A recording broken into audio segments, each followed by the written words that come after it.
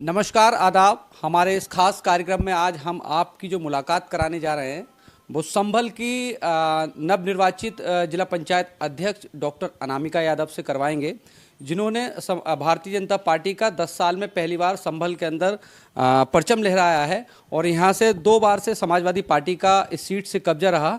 पर 10 साल बाद डॉक्टर अनामिका यादव ने भारतीय जनता पार्टी को यहाँ से विजय दिलाई है।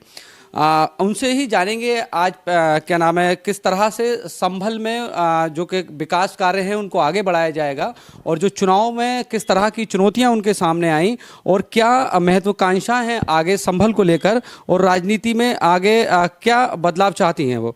मैडम, आपका बहुत बहुत स्वागत है। पहले हम ये जानना चाहेंगे, जिस तरह से आपने जिला पंचायत अध्यक्ष की काबिज हुए हैं, क्या क्या चुनौतियां रहीं और अब जो आपकी महत्वाकांक्षा है आगे विकास को लेकर वो क्या है?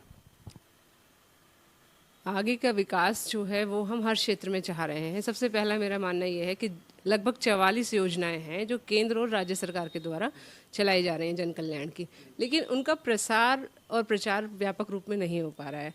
मेरा मानना ये है कि पहले हम प्रचार करेंगे ताकि उनका प्रसार हो सके। मेरी प्राथमिकता रहेगी जितनी भी हमारी 44 की 44 योजनाएं हैं वो उचित लाभार्थी तक पहुंचे, उसका प्रसार और प्रचार हम व्यापक रूप से करें।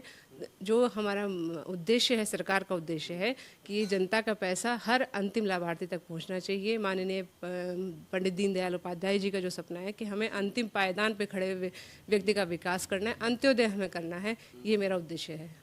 अच्छा, देखा गया है जो सरकार की तरफ से योजनाएं चलाई जाती हैं, सरकार की तरफ से पूरा धनराशि भेजी जाती है, पर कहीं ना कहीं कुछ योजनाएं ऐसी होती हैं जो भ्रष्टाचार की भेंट चढ़ जाती हैं और जो जिस ग्रामीण तक वो पहुंचनी चाहिए वो नहीं पहुंच पाती हैं। तो आप किस तरह से बदलाव करेंगे? क्या प्रयास ये रहेगा कि जो योजना का लाभ है वो गाँव के सबसे निचले व्यक्ति तक पहुँचे? आज के युग में या आज का टाइम अगर देखा जाए तो बहुत से प्राथमिक विद्यालय हमारे यहाँ खुले हुए हैं, बहुत से सरकारी संस्थान ऐसे हैं जो कि ग्रामीण क्षेत्र में भी खुले हुए हैं। उसका हम उपयोग करके उन योजनाओं का प्रचार करेंगे, चाहे वो वॉल पेंटिंग के द्वारा हो, चाहे फ्लेक्सी के द्वारा हो, चाहे किसी भी तरह का हम मीडिया हम यूज़ करें, उसका हम प्रचार करेंगे ताकि व्यक्ति जो लाभार्थी है उस तक उसकी इन्फॉर्मेशन पहुंचे। जब तक इन्फॉर्मेशन नहीं पहुंचेगी तब तक लाभार्थी अपनी योजनाओं के विषय में नहीं जान पाएगा, जैसा कि पूर्व में होता आया है। इस अज्ञानता को दूर करने के लिए हम पहले उसका प्रचार करेंगे, उसके बाद में प्रसार वह स्वतः ही होगा। ये है, जब व्यक्ति को आभास होगा कि मुझे यही चीज़ें लगानी हैं, ये कागज़ मुझे लगाने हैं, और हर योजना पे मैं आज भी आपके इस माध्यम से कहना चाहूँगी, हर योजना का एक यूज़र आईडी और पासवर्ड मिलता है, वो लाभार्थी को दिया जाएगा, उसको वो संभाल कर रखेगा ताकि सचिवों के हाथ की वो कठपुतली ना बन पाए। अच्छा, दूसरी चीज़ ये है कि अगर बात करते हैं कि 10 साल से अब समाजवादी पार्टी का यहाँ कब्जा रहा है, पूर्व विधायक राम खिलाड़ी यादव की पुत्रवधू भी यहाँ से जिला पंचायत रहीं, 10 साल बाद आपने परचम यहाँ भारतीय जनता पार्टी का ले रहा है, किस तरह की मुश्किलों का आपको सामना करना पड़ा और जो कि अब किस तरह से बदलाव का प्रयास है? अभी तक जो भ्रम एक बनाया हुआ था कि समाजवादी पार्टी के लिए संभल +1 का सेक्शन है और ये संभल जो है उनको अलॉट हो गया है, ये कुछ चीज़ें मेरे सामने भी आई, लेकिन हमने जब व्यक्तियों से बात की उनको समझाया कि वर्तमान में भारतीय जनता पार्टी का उद्देश्य किसी धर्म विशेष को बढ़ाना नहीं है। उनका उद्देश्य है सबका साथ, सबका विकास और साथ में सबका सम्मान, और सब सम्मान के लिए हमें विश्वास लेना बहुत ज़रूरी है। इसलिए अब तक जो कुछ भी भ्रम बनाया गया ऐसा कुछ नहीं है। भारतीय जनता पार्टी ने लगभग 70 लाख के करीब भवन निर्माण करे गए हैं, उसमें किसी का सरनेम नहीं देखा गया है कि सरनेम क्या है, वो किस जाति से, किस समूह से। सभी को समानता के साथ में, योग्यता के साथ में जो है आवास दिए गए हैं, सड़कों का निर्माण करा गया है, और भी बहुत सी योजनाएं हैं। अभी हमने हाल ही में कोरोना की महामारी में देखा कि बाल विकास की जो योजना थी उसमें सभी क्षेत्र के बच्चों को लिया गया है, जो भी मतलब इसमें हतोत्साहित हुए हैं उनमें, चाहे वो किसी भी धर्म का बच्चा हो, क्या चाहे किसी जाति का बच्चा हो, उसके लिए मदद की गई है। यही चीज़ें जो है रेक्टिफाई पहले करी जाएंगी कि जो एक प्लस पॉइंट बनाने के लिए किसी वर्ग विशेष को कर रखा है कि भाई यादव है या मुस्लिम भाई हैं हमारे, उनके लिए समाजवादी पार्टी ही सोचती है, अदर कोई पार्टी नहीं सोचती। ऐसा नहीं है। माननीय नरेंद्र मोदी जी का मानना है कि हमें पूरे देश का समग्र विकास करना है, उसमें चाहे कोई भी जाति है या धर्म है, वो अपने आत्मविश्वास के साथ और निष्ठा के साथ जी सके, सम्मान के साथ जी सके। स्किल इंडिया का निर्माण हमें करना है।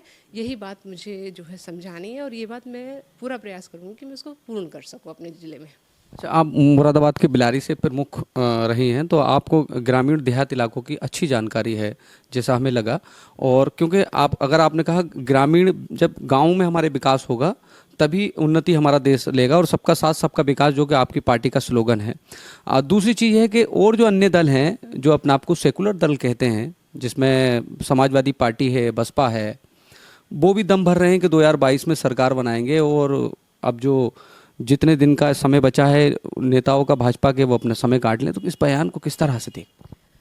देखिए, ये इस तरह के बयान तो पूर्व में भी किए गए। 2014 में जनता ने उनको बताया कहाँ उनको जाना है, कहाँ विश्वास है। 17 में बताया, 19 के चुनाव में बताया, और 22 के चुनाव में भी जनता उनको बताएगी कि क्या सही था और ये उनका भ्रम था। इस भ्रम को जनता दूर करेगी। अच्छा, देखा गया है जो AIMIM असदुद्दीन ओवैसी की बात की जाए, उनके साथ ओम प्रकाश राजभर जो हैं गठबंधन करके चुनावी मैदान में है, बात कर रहे हैं कि हम डिप्टी CM अपना मुस्लिम बनाएंगे। क्या ये किस तरह, ये राजनीति को किस तरह से देख। अभी का परिप्रेक्ष्य बहुत परिवर्तित हो गया है। युवा जानता है कि विकास कहाँ है, कहाँ वो सुरक्षित है। आज का युवा रोजगार चाहता है, आज का युवा धर्म नहीं चाहता है, धर्मनिरपेक्षता चाहता है। युवा अच्छे से परिचित है। ये जो किसी विशेष को लेके और अपनी राजनीतिक तुष्टीकरण के लिए हम किसी व्यक्ति विशेष को आगे कर रहे हैं या धर्म विशेष को आगे कर रहे हैं, वो ज़माने लग गए हैं। ये प्रजातंत्र है, सभी अपने विवेक से कार्य लेने वाले लोग हैं। पुनः भाजपा आएगी, ऐसा मेरा विश्वास है, और ये कार्य हम करके रहेंगे। अच्छा अनामिका जी, देखा जाए क्योंकि आप जिला पंचायत अध्यक्ष हैं, तो आपका ज़्यादातर जो गांव की तरफ ही ध्यान रहेगा। थर्ड वेव की बात की जा रही है कोविड की, उसमें बात की जाए ग्रामीण इलाकों की, तो ग्रामीण इलाकों को जिस तरह से सफाई अभियान चलाया गया, स्वच्छता को लेकर, कोविड वैक्सीनेशन को लेकर, थर्ड वेव को बचाने के लिए आपकी तरफ से क्या प्रयास किया जाए, गाँव के लोगों को किस तरह से जागरूक किया जाए। गांव के लोगों को जागरूक करने के लिए सबसे पहले अभी तो वैक्सीनेशन के लिए हम वैक्सीनेशन कैंप हर गांव में लगा रहे हैं। प्रधान से भी हमारी बातें हो रही हैं। जो हमारी ही पार्टी के कुछ बूथ अध्यक्ष हैं उनसे हम बातें कर रहे हैं। उनको एक प्रशिक्षण शिविर भी लगाया गया है, जिसके माध्यम से जो प्रिकॉशंस हैं वो लगभग 10-10 लोगों का एक ग्रुप बन जाएगा। वो हर गांव में प्रयास करेंगे, समझाने का प्रयास करेंगे। छोटे बच्चों को ये भी समझाने का प्रयास करेंगे कि आपको हर चीज़ धो के खानी है, हाथ लगभग 2 मिनट तक आपको धोने हैं। देखिए, ये जो लहर आ रही है, इसमें जहाँ तक मेरी कुछ डॉक्टर से बात हुई है, इन्फेक्शन कान से होने की ज़्यादा संभावना है छोटे बच्चों को। तो उनको बताया जाएगा कि कान में आप हाथ ना डालिए, और पूरा जो है 2 गज दूरी, मास्क है ज़रूरी, ये सभी चीज़ें 10 लोगों का हम एक ग्रुप हर गांव के हिसाब से बनाएंगे। वो इसका प्रचार प्रसार करेगा। ये हमारी व्यवस्था है।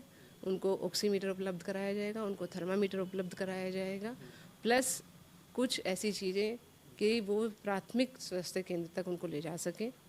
अगर बुखार लंबे टाइम तक नहीं टूट रहा है, वो सब चीज़ें प्रोवाइड कराई जाएंगी। देखिए, ये थी डॉक्टर अनामिका यादव, जिला पंचायत अध्यक्ष हैं संभल की भारतीय जनता पार्टी से।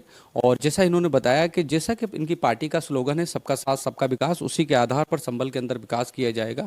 और साथ ही कोविड की जो तीसरी लहर की बात की जा रही है, उसको लेकर भी इनकी तरफ से गाँव-गाँव लोगों में जागरूकता बढ़ाई जा रही है। साथ ही ये भी बताया जा रहा है कि बच्चों को थर्ड वेव से कैसे बचाया जाएगा। ये सुने आपने अनामिका यादव जी के विचार। और साथ ही उन्होंने ये कहा है कि जिस तरह से विपक्षी पार्टियाँ जो है, जो 2022 में सरकार बनाने की सपने देख रही हैं, जैसा इनके द्वारा बताया गया है, वह सपने हैं, वह कभी पूरे नहीं हो पाएंगे। और पुनः 2022 में योगी जी प्रदेश के मुख्यमंत्री बनेंगे। सहयोगी फिरोज के साथ मैं मोहम्मद सद्दाम।